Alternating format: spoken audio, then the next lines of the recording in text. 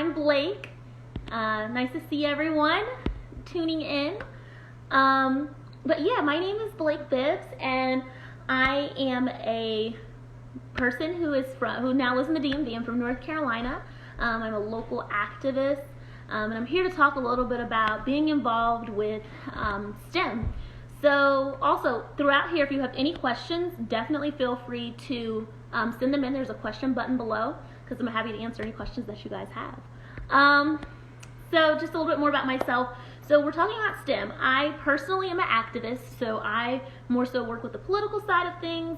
However, I do work for a tech type organization, so I have learned a little bit about being involved in STEM, and so throughout my tenure working with this organization, I've developed a passion for minority involvement in STEM. So that's a little bit about what I'm going to talk about today. Again, if you have any questions, feel free to drop them in the tab below. But I'm going to talk about some cool pointers that I have for you guys. So I have 6 different topics to talk about. So let me start with the first one. And I have my notes right here, guys. So my name is Blake again. So a little bit about, the first thing we're going to talk about is the current state of a lot of blacks in the tech community. Also, let me pin a comment on here. I think I'm supposed to pin this on here. Not sure. See. Alrighty, guys, I'm back. Let me pin this comment on here for you guys. Let's see.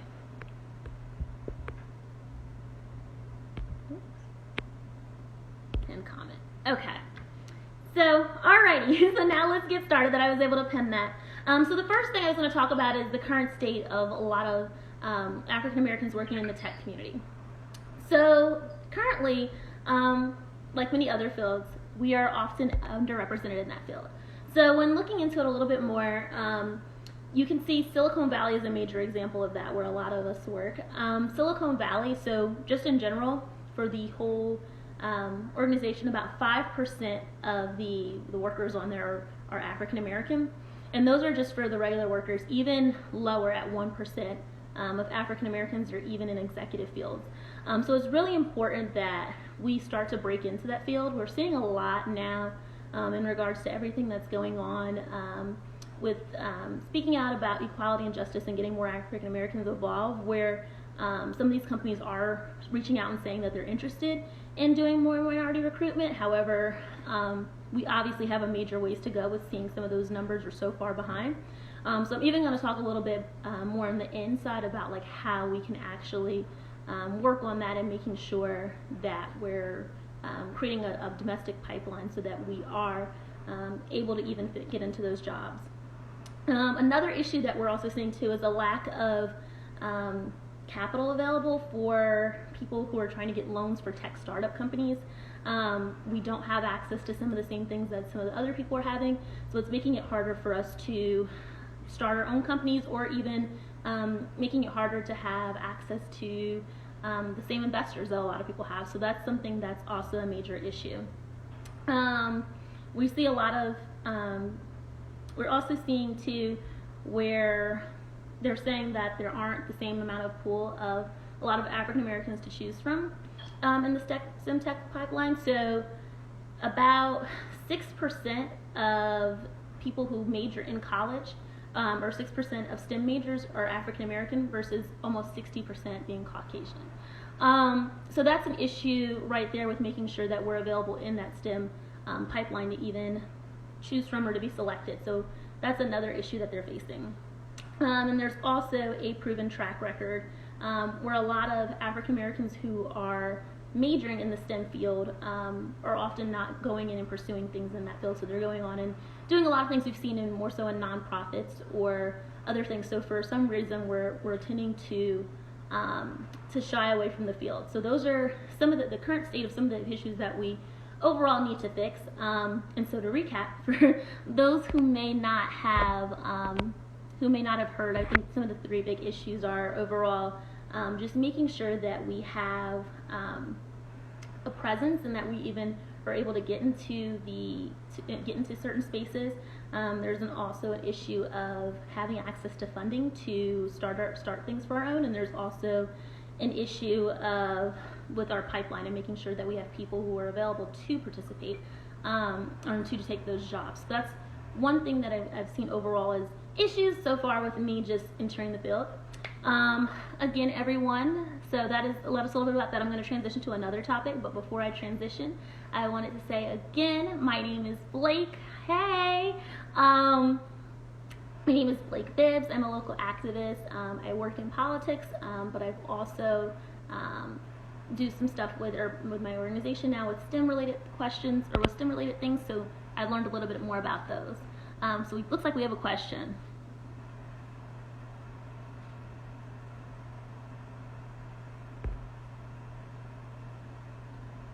So for those not familiar with STEM policy, could you describe what that entails? So I think there's definitely, that's a major question. There's a lot of different policies on the table pertaining to STEM. I think one thing that's extremely big, and we see a lot of organizations, which I was going to talk a little bit about, who are now leaning into fixing or working on issues with STEM, such as the Congressional Black Caucus Tech 2020 initiative. It's really about creating a pipeline of STEM talent. That's a really big thing that we're seeing a lot of initiatives around to kind of create or enhance the workforce of African Americans in the STEM field. So that's one thing, but I think STEM policy overall is there's a lot of different things that you're talking about in regards to how it actually impacts our nation. So, but I think the biggest thing right now, even with the topic of this, is involvement and making sure that we are engaged and have that kind of platform. So I think in regards to talking to politics, that's a really good initiative for people to look into and learn more about.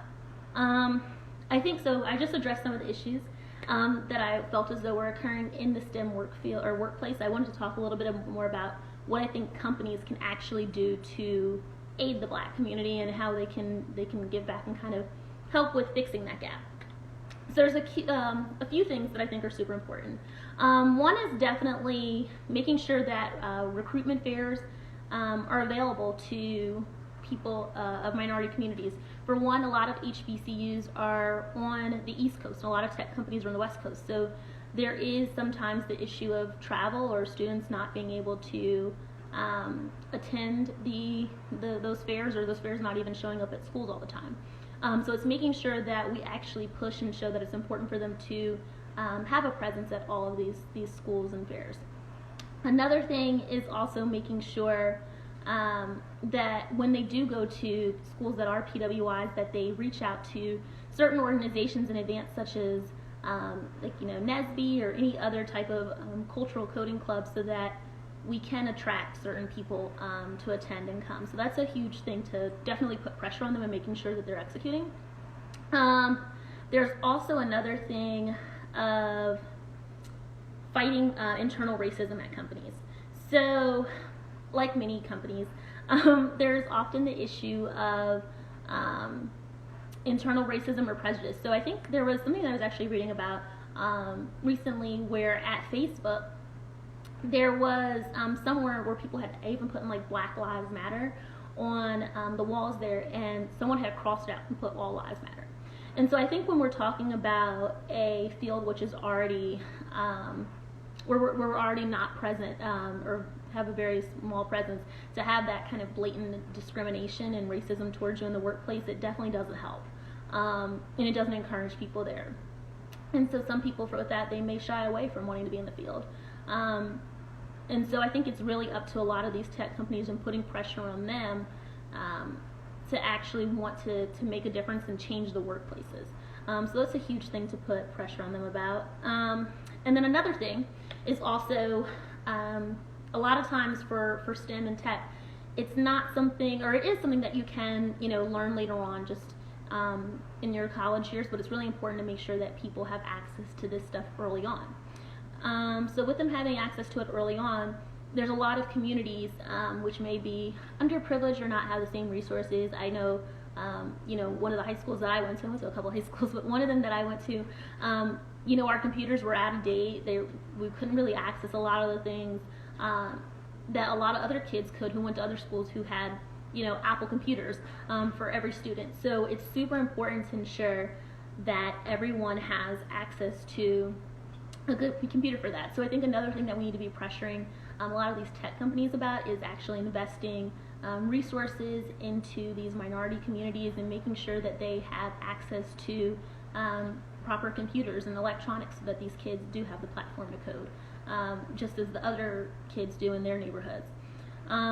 So yeah, a little bit about that. That was my whole spiel on how tech companies can aid the Black community, but just looping back in for anyone who did not catch everything, I think 3 things. So number 1, recruitment at colleges, making sure that everyone has access to these things. Number 2, ensuring a safe place in the workplace, and also acceptance in the workplace.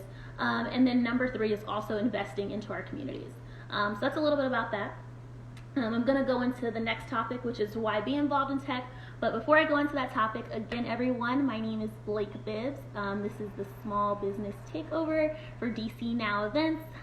You guys can follow me on my personal page at Blake Ashley, which is below. And if you have any questions in the meantime, you guys can click the question button below, and I'll answer anything that comes up. So I'm here to chat with you guys and talk. So speaking of talking, we're going to go to the next topic, which is why be involved in tech. So as I was saying earlier, this is the time where a lot of tech companies are definitely making, or we're putting pressure on them to do outreach to the African American community and ensuring that they are inclusive of us in the workplace. So with that, it's really important that we're taking advantage of that now at this time more than ever. And even outside of the recent events, we have seen a very, very small increase, which probably could be more, but it's a small increase of workers in the tech field over the years. So I think in 2010, I have like 7% of people in the information and STEM technology occupations were African American. In 2015, that went up to 8%. And now it's at 9%, which is still not as high as we'd like for it to be, but there definitely is a push for that on the rise, so we should definitely take advantage of it now. And also, just speaking on this very, very present moment and why get involved, there is the issue of a lot of us are at home. We're looking for things to do, and to keep us entertained, it's super important to keep our brains occupied while we're at home under quarantine. And so we want to avoid the idea of brain drain that has been going on. So coding is a great way just to stay involved and to keep your mind up to date with something that's savvy, and just making sure that you're actually creating a skill during this time, since we don't have much else going on. So that's a little bit of just about why to be involved in tech, and I'm going to even talk a little bit more in depth about that below in the next section. But again, guys, my name is Blaike Bibbs. I am from North Carolina, but I'm now here in the DMV, and I'm a local activist, and I'm talking about being involved in the STEM field for African Americans. And so if you guys are interested in asking me any questions, you can hit the question tab below, and I'll be happy to answer them. And also, this is the Small Business Takeover with DC Now events, and you can follow me on my personal page at blake.ashley. So, alrighty, with that, I'm going to move on to the next topic, which is my topic number 4, which is a little bit about when to be involved. So the time to be involved, guys, is definitely now. As I mentioned, there's a lot of things going on where these computer science companies are trying to do things to give back to our communities. So it's super important that we take advantage of this while this is present. We've even seen overall where this can, computer science and coding overall, how it can help students is it can help them with creating problem-solving skills and long-term logical thinking, which is something that's super important. And I think I'm getting a question while I'm talking about that. Let's see. Oh wow, I had 2 questions. I did not see you guys. Alrighty, so the first one is, can you speak about certification programs such as data analytics boot camps, and for those who don't necessarily go to a 4-year school? So yeah, that is a great question. So there are a lot of things. I think it's really important that we do this at a young age. So for students who aren't even interested in going to a 4-year school, I know there's one boot camp that that I've worked with personally. I know it's called the Flatiron School, and they're a coding camp that occurs for like a couple of weeks, where it's like a lot of adult students who are looking for a new career can go in and basically learn the basics of coding, and it's like a boot camp. And I know a lot of people have gone on to get jobs from there, and I think that they even help with facilitating you into a job. In regards to other boot camps, I think it's really important, and there's other things like that, but it's super important to also make sure that people are learning how to code at a young age. Was something I was going to talk about too in this section, but a lot of times we wait too late for students to learn how to code, and then when they get to college, it's kind of like, oh my gosh, I wasn't prepared. And so like with that, I think I was even reading something about a Howard University professor where he was noting that the first day of class, he's a STEM professor, he asked his students, like, how many of you guys have had coding experience before? And he was saying, like, when asking that question, a lot of students did not even raise their hands. And compared to other schools, like the school that I went to, NC State, which is predominantly Caucasian, I think we had, like, then don't quote me on this, but our student population might have been like 5% black. I don't know, it was really, really small. There's a lot of issues in regards to expanding the minority database of state, but as opposed to state, like, all of those students had a lot of programming experience. So it's just super important that we invest in programs where they help students at a young age, and I'm going to even touch on some more of the youth programs that students can get involved in. And that's an important thing to note. Let me look, because I actually have another question on here. Let's see. Alrighty.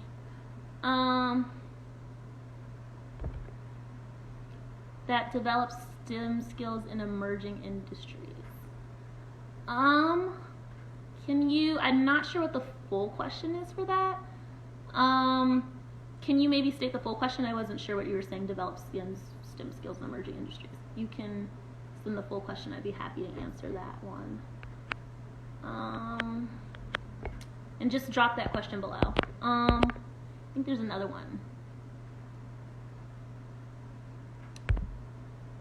So what resources are for people that are already in the tech field that they can go about getting a better job?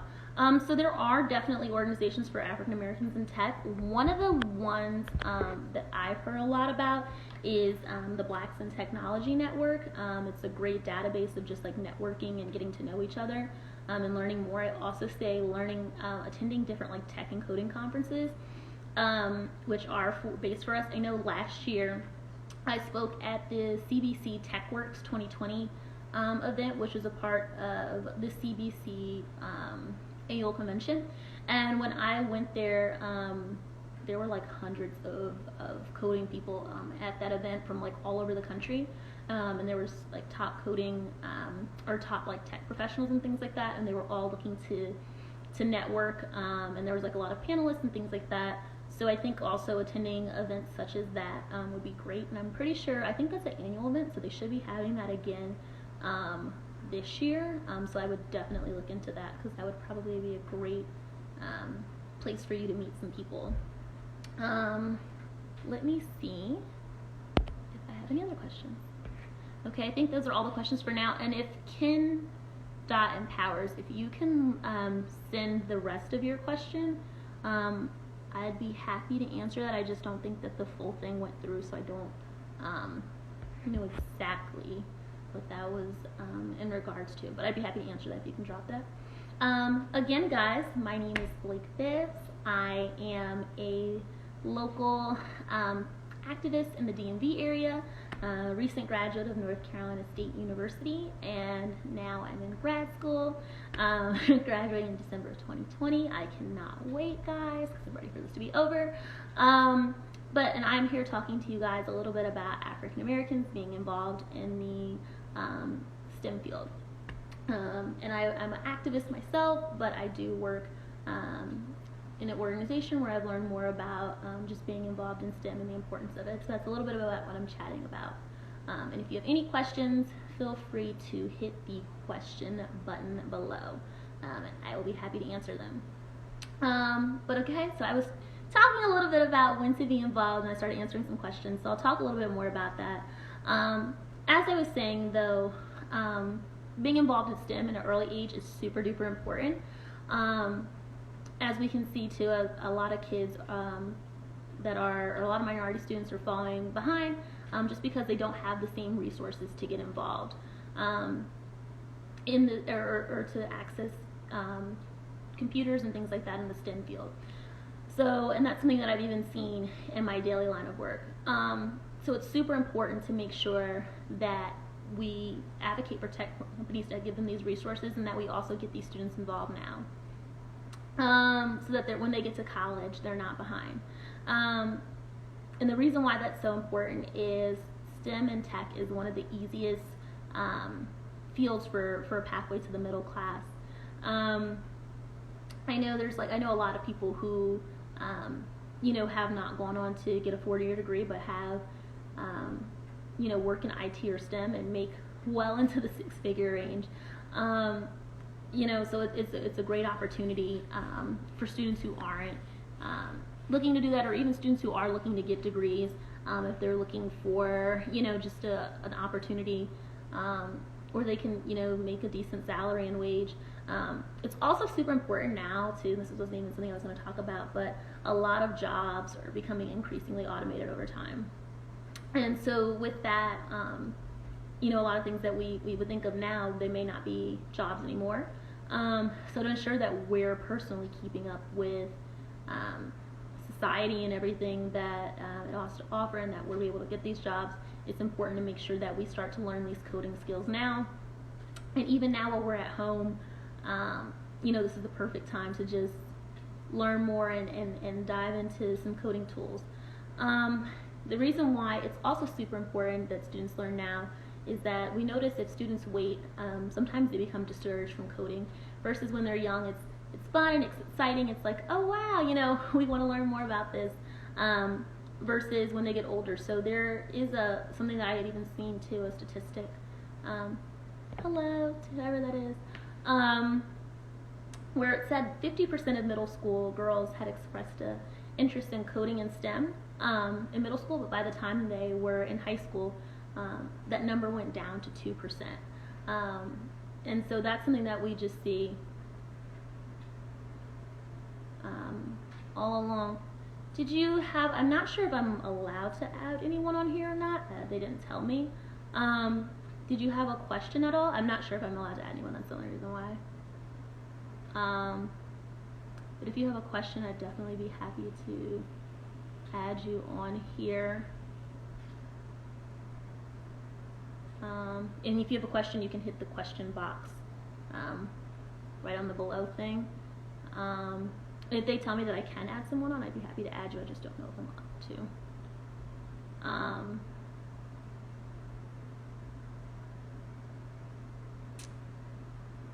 No, this isn't about the upcoming events downtown. We're actually talking just about African Americans being involved in the STEM field, and just getting involved in the importance of that.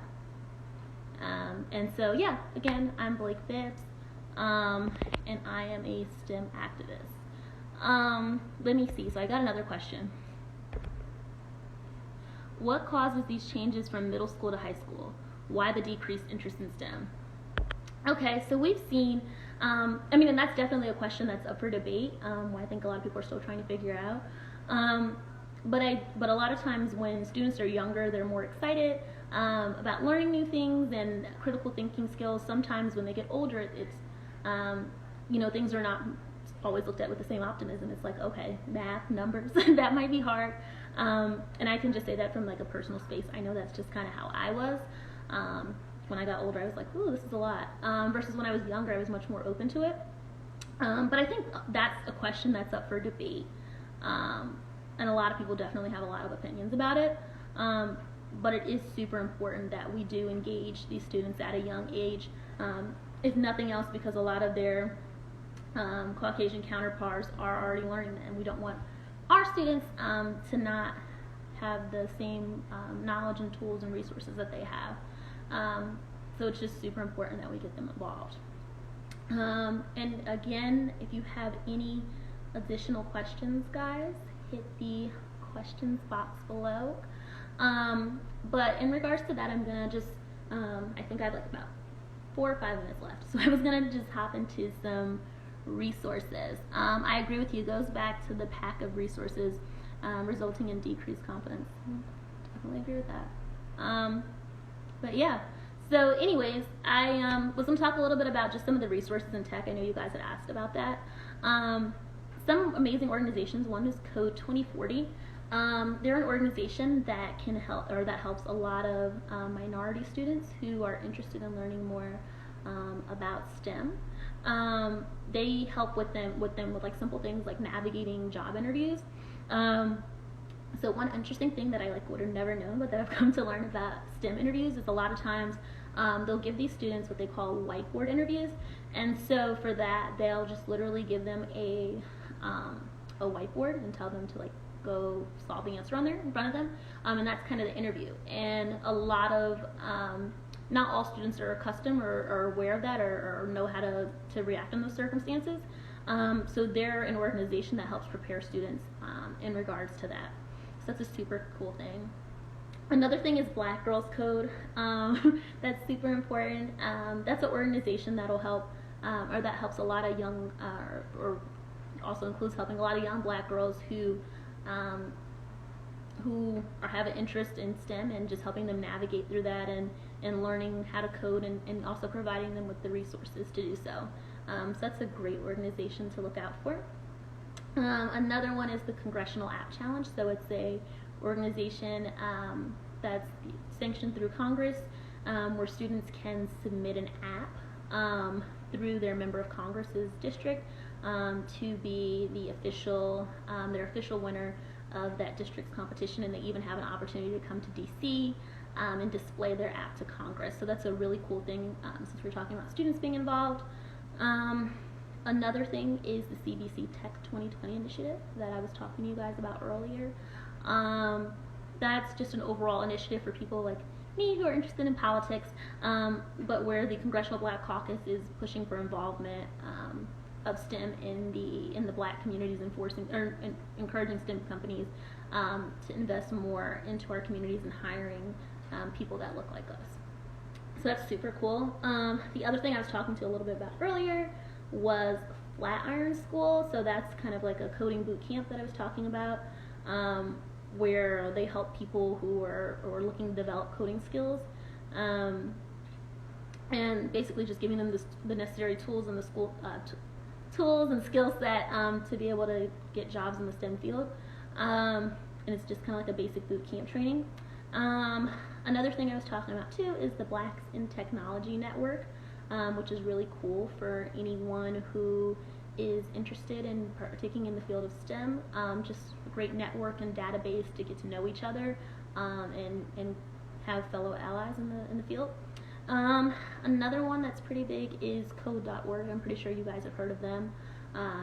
They do a lot with basically just making sure that students are aware or know the basics of coding. I think they even have like an hour of code program, where students like watch videos for the hour and stuff like that, which basically teaches them the basics of coding.